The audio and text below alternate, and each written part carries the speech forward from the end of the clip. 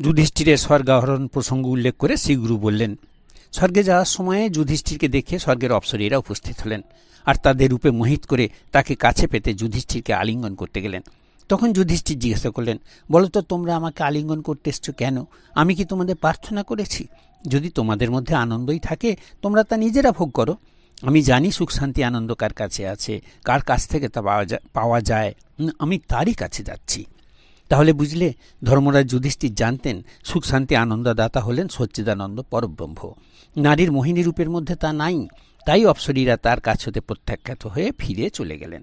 পরব্রহ্ম জ্ঞানেশ্বরদেব বুঝালেন, বিনা সাধনায় তোমার মনের চরিত্রকে নির্মল করতে পারবে না। তোমার ভিতরের অসৎ বৃত্তিগুলোকে নষ্ট করতে গেলে কঠিন সাধনা করতে হবে। লক্ষ্য ঠিক না থাকলে মন কোথায় তলিয়ে যাবে তা ভাবতে পারবে না। যারা ধার্মিক, সৎ এবং যারা ঈশ্বর চিন্তায় রত থাকেন, ঈশ্বরই তাদের উন্নত অবস্থায় নিয়ে যান।